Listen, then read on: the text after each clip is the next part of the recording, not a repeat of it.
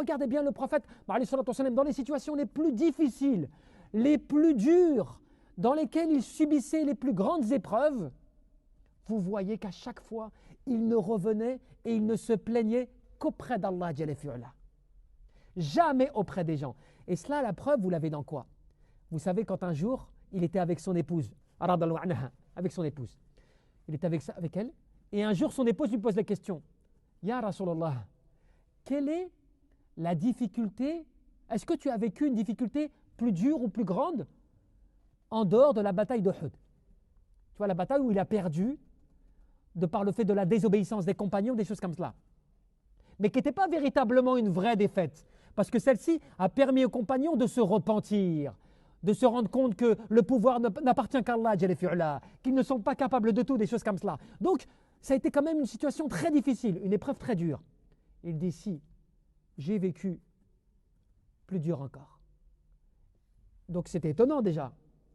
Et il dit quoi? Il dit, lorsque je suis parti à la rencontre des gens de Taïf, alors que j'étais rejeté par mon peuple, et qu'à Mecca, personne ne me soutenait, et que j'ai pensé du fond du cœur rencontrer des gens qui allaient m'assister là-bas. Et j'ai rencontré donc leurs gouvernants, et ils m'ont chassé, ils m'ont insulté, ils m'ont blessé, ils m'ont rejeté, ils m'ont éjecté comme cela à l'extérieur de leur ville. Et pour moi, ça a été très très dur. Et là, les ulama, les savants, ils disent quoi? Ils disent, ce qui prouve que le prophète sallallahu alayhi wa sallam était quelqu'un qui ne s'en remettait que Allah et qui ne se plaignait qu'auprès d'Allah, c'est que cette chose-là, il ne l'a pas racontée de par lui-même. Il ne l'a racontée que lorsque Aïcha radhiyallahu anha lui a posé la question. Et à la base, il ne le racontait et il ne le disait à personne, subhanallah. Il a gardé ça pour lui. Alors que c'était l'une de ses plus grandes épreuves, si ce n'est la plus grande, d'avoir été rejeté comme cela. Parce qu'il faut bien se rappeler ce récit. Il a été déconsidéré, insulté par les dirigeants de là-bas. Et après, ensuite, quand il prêchait son peuple là-bas, pour essayer de trouver une assistance, eh bien, les gouvernants ont envoyé les racailles de la ville pour lui jeter des cailloux, l'insulter, au point de le blesser, le faisant saigner comme cela.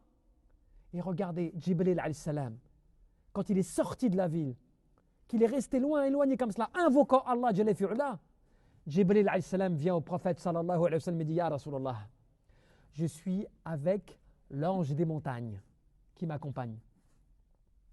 Demande ce que tu veux et il va l'exaucer. Et l'ange des montagnes s'adresse à lui. Ya Nabi Allah, ô prophète d'Allah, demande-moi ce que tu veux. Si tu le désires, avec ce qu'ils t'ont fait, je rabats les montagnes sur la ville. Subhanallah. Et qu'est-ce qu'il fait? Il fait non. J'espère qu'Allah Jalla fi'ala sortira une génération qui vont adorer Allah subhanahu wa ta'ala sans rien lui associer. Regardez cette sagesse, cette retenue, ce recul, cette compréhension.